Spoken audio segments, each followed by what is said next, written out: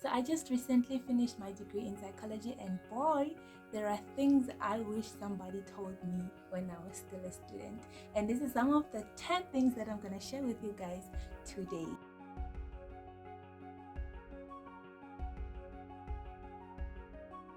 Hi guys, my name is Sherry Grace. If you're new here, thank you so much for clicking on this video. And if you're a returning subscriber, too much marathon for you. It has been a hot minute, I know. Sometimes life is just too hard to catch up with, you know. But yes, without any further ado, let's get into this video.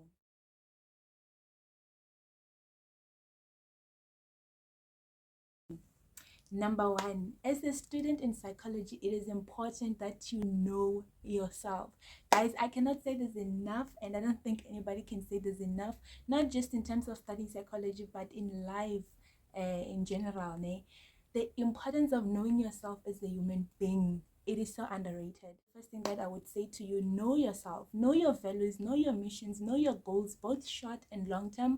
Know everything about yourself. Could have so much self-awareness that if somebody came and said something outside of your identity, you would know right then and then that this person is trying to bring me out of myself, even if that's even possible, you know. So know yourself, you know your purpose, even if it's possible. Know why you are studying psychology. So some people get into psychology, you know, for different reasons. Some people it's purely because of this is the only thing I can study with my marks, I will switch next year or whatever.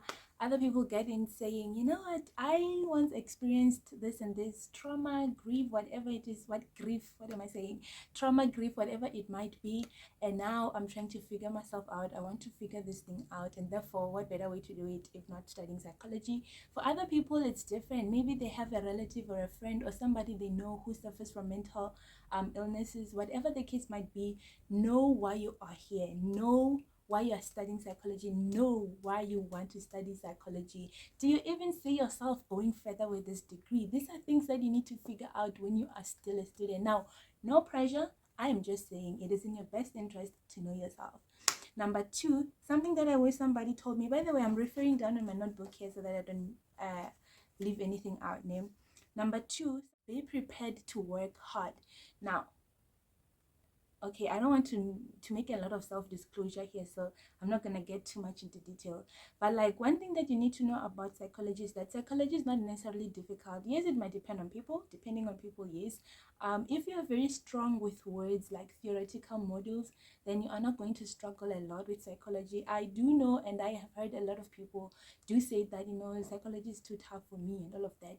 But generally speaking, I would say it is not too difficult. However, it is highly competitive.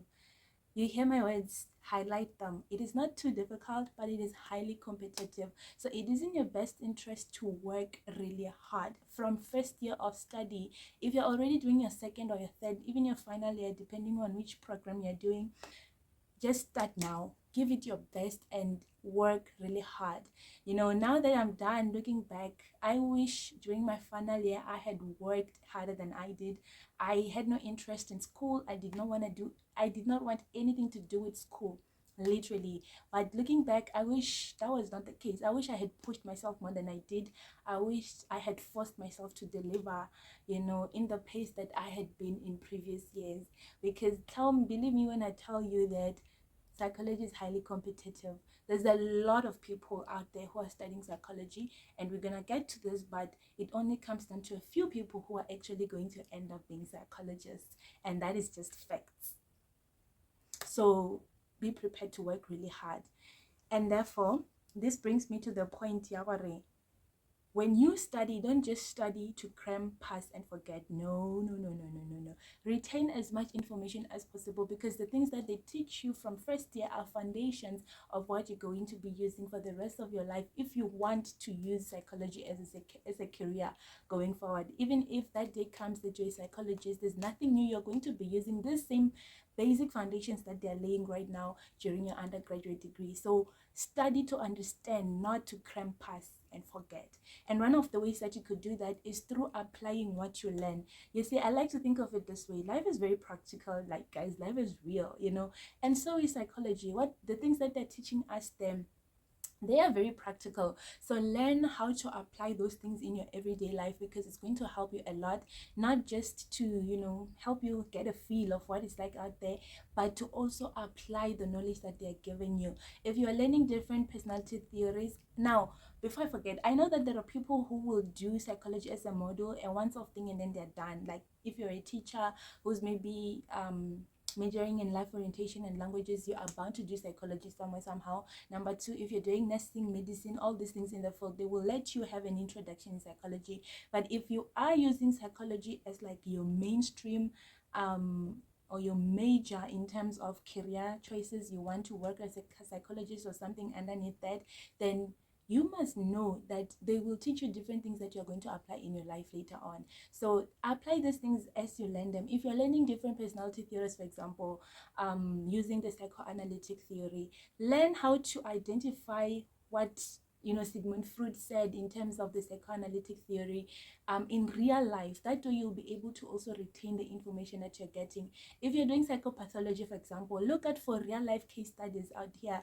There are people who, you know, maybe were involved in criminal activity. Some of the famous people in the world, you know, not famous but like criminal wise, if you can search such people, learn to see, okay, according to what I'm hearing, what are some of the patterns that I'm seeing from this person that match a particular disorder. I'm not saying go around psychoanalyzing people and diagnosing people, no, but know how to apply the knowledge that they're teaching you in class in real life situations, so that you'll be able to retain the information that you're learning. It's interesting how our minds and memory works. So yeah, don't be like me. Some of the information that we learned during my first and second year, now I forgot. I don't want to lie to you, but don't be like me. Do better and learn to apply those things in your real life situation. Trust me, if you work from application, you will not forget. It's like then learn how to apply your information to your everyday life. You'll be good to go, because like I said, it is a very highly competitive space that we are in here. You know what I mean? And then that brings me to point number 4, which is to say, give it your best. Give it your best. When you are studying, start from first year, whatever year you're doing. If you're already doing your second or final level, do it now. Give it your best. Trust me, give it your best. This is also linking to the fact that it is very competitive, guys.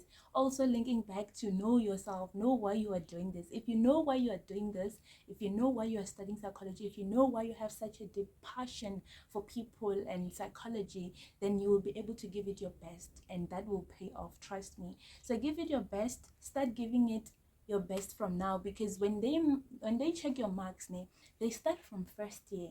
If you are checking your academic record there, you will see that it records from first year until final year. Some people, when they graduate, but the degrees conferred cum laude, or they passed with a distinction. That means that from first year, from first year until final year, all their total average mark, it is 75 and above. So it all starts from year 1. If you're doing your first year, good for you. I'm happy for you. But give it your best. No pressure, but give it your best. Give it your best. Like a 5. It comes to be ready for rejection or tough times. This journey, like any other academic journey, is not going to be all roses, all rainbows. No, there will be times that are tough. Other lecturers are hard to please than others. That's the reality. It's like in high school, it's like in any other place. There are those sweet people, then there are those funny, they are really tough to please. So be prepared for anything. Be prepared for toughness. You know, a smooth and just a smooth ride, sometimes it's very suspicious, you know. So be prepared for those times or moments when you'll be dealing with a difficult lecturer, or the module will be tough. I know I said psychology is generally not difficult, but I know that there will be aspects here and there that might be a little, you know. So but then yeah, like generally speaking, it's not tough, but there will be those modules, I know, and I'm sure that will give you a tough time, also depending on the kind of lecturer you have for that module and the content of that module, and whether you have mentors or whatever. So yeah, be prepared for that. Sometimes you will be rejected. Say for example, you're dealing with research. You write a research proposal or a research report. Your supervisor brings it back to you, and they're like, what did you write here? Go and restart your work. Be prepared for such things. It's all part of the journey, you know. So I can never even say that enough. take care of your mental health. This journey is not easy, and that brings me to point number 6, that life happens, and if it happens, then it's okay. What exactly do I mean by life happens? What I mean is sometimes you can get sick, you miss a deadline, you don't write an exam, you miss a test, whatever the case might be, it's life, right? And now maybe you're forced to repeat a module, maybe you're forced to repeat a semester. Don't be too hard on yourself, because remember, your life does not only revolve around school or academics, it also revolves around other areas of life, like your family, your spiritual life, and all of that in between. So have grace on yourself, name. Take care of your mental health. Just because you're studying psychology does not mean that you're going to be immune from mental health illnesses or anything of the sort. No, it simply means that you are trying to understand how the human mind and behavior work, you know, but that does not make you immune or less susceptible to mental health problems. So take care of your mental health. Go out to those counseling centers and maximize those services for free. Take care of your mental health, because life happens, and sometimes life pulls us down, but we have to wake our way up. We don't give up, we dust ourselves off, rise up, and then continue. So have grace on yourself and trust on God. Yeah. And then number 7, this is very, very important. I am going to say this over and over again. This is very, very important. Again, if you have not watched my very first video, I would recommend that you do, because this point says know the different types of psychology. I don't want to say psychologists, but know the different fields under psychology, because the term psychology is just an umbrella word. There's a lot of careers that fall under psychology. Think of it this way. Like psychology is the face of mental health. We hear the word psychology, psychologist all the time, because let's think of it as a face of mental health. But underneath this face, or underneath this umbrella, there are different categories of works and jobs as far as mental health is concerned.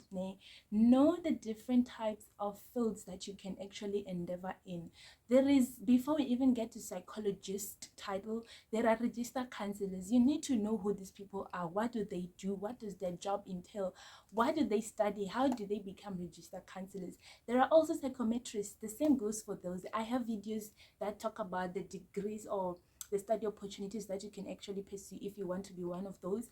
Please check them out if you have not already, and make research, because that's also another thing. I feel like we don't do research, myself included.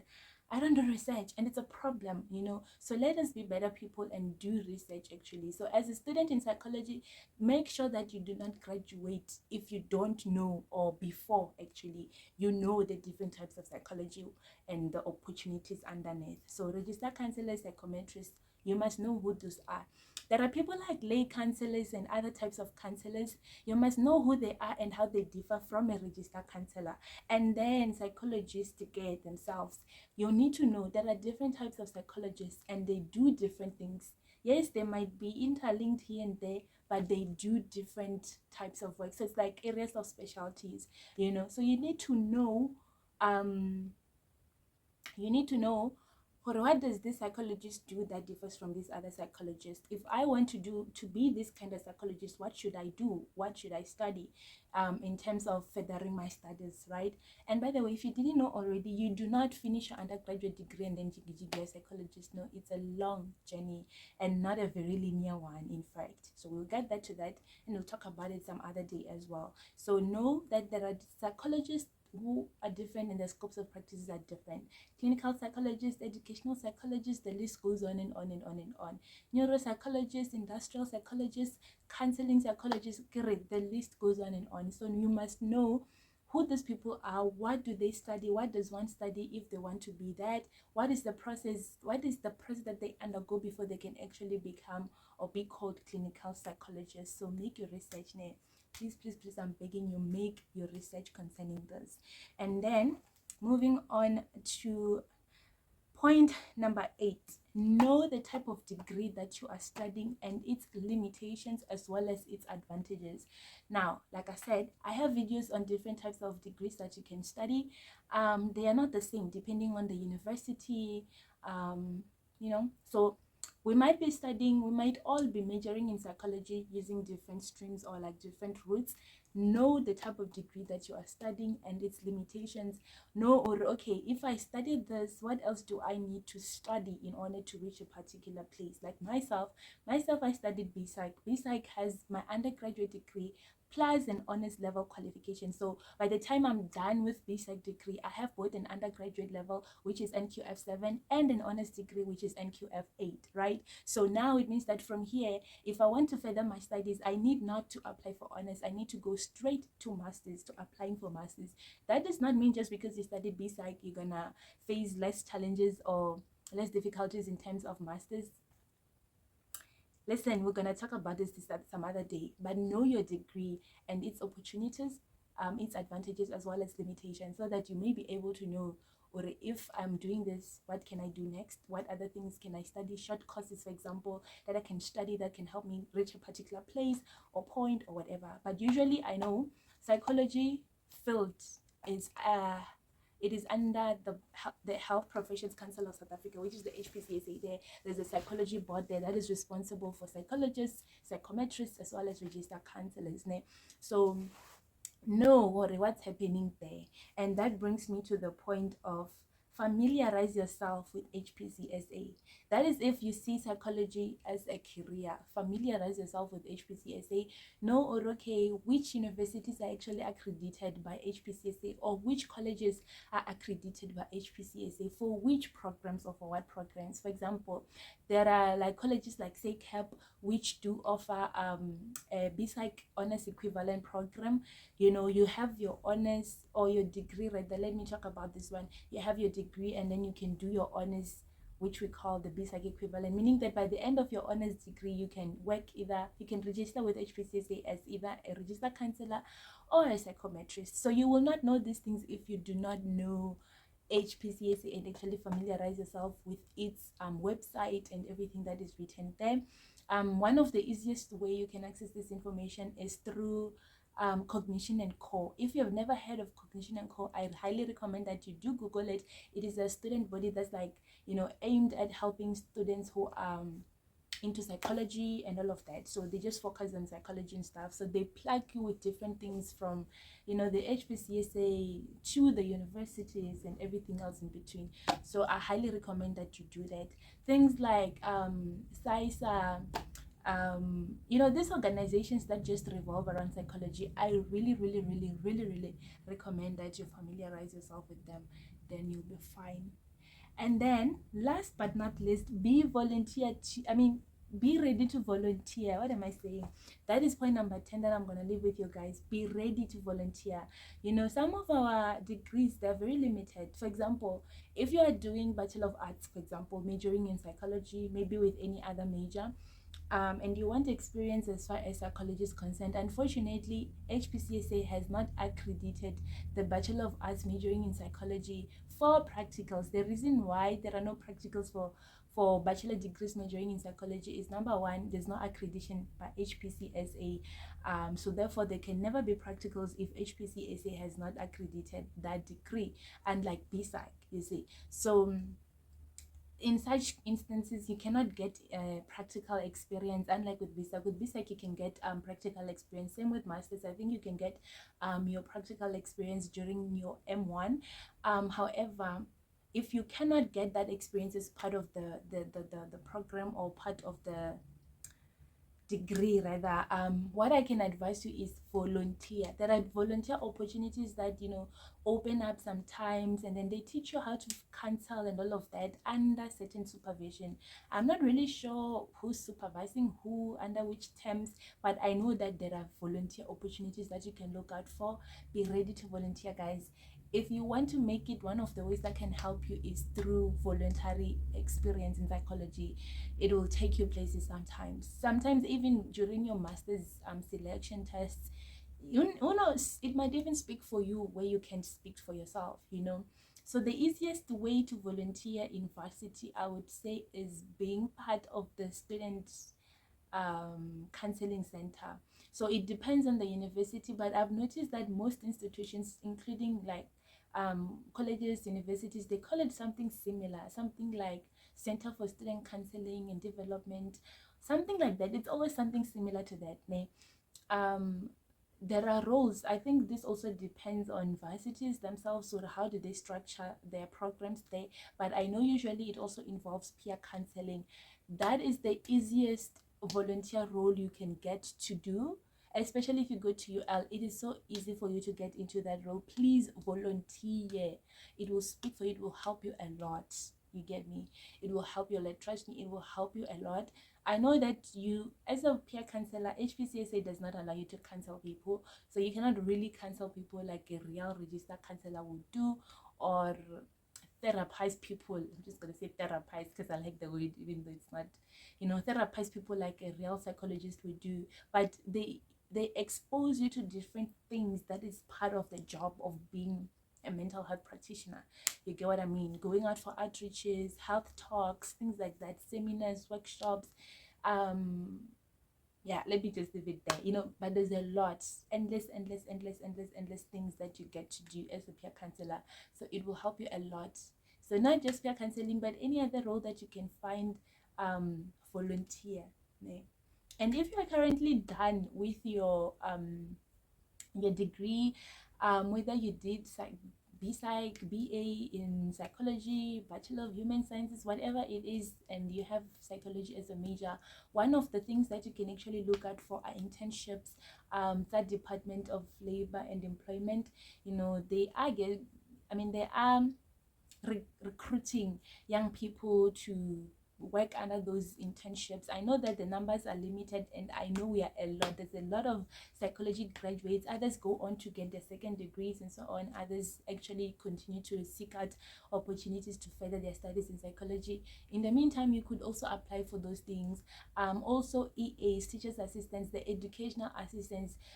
You do also, counseling, also social support for the learners in the school that you would be appointed to if you have applied. So look for such opportunities, grow your dimension. Don't just sit and wait for them to admit you to do your honors or admit you to do your masters. No, do something, go out there, seek experience, work in a practitioner, if I should put it there, like work in a psychological practice to gain experience, even if it's as a receptionist or a locum receptionist. Any position that you can get, volunteer, go out there and gain experience. Just be ready to gain experience, especially through voluntary basis. I know sometimes it's not always ideal to volunteer, I know, but where you can, I highly recommend, because obviously if you're volunteering, you're not getting paid, right? So if it's an internship, at least you get something. There's a little stipend in and to help you maybe with transport, food, or whatever you might need, rent, so where you can volunteer, please do volunteer and look out for these opportunities. If you have any questions that you would like to ask, please leave them in the comment section. And if you've reached this very end of the video, thank you so much. You're a real one. I always hear YouTubers say this, and it is so real. If you have reached the end of a video, you're a real one, and I totally appreciate you. So if you have any questions, like I've said, leave them down below and I will be sure to answer to them if I can, and if I can't, I will probably try to find someone who can answer them for you. And yeah, thank you so much. Please like the video, subscribe if you have not subscribed yet. And by the way, thank you so much for over 300 subscribers. That's a lot. 300 is a lot, guys. So thank you so much for subscribing.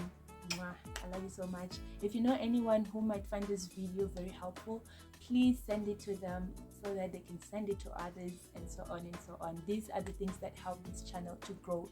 Like, share, subscribe, comment, the lingo. Thank you so much. See you guys in the next one. Bye.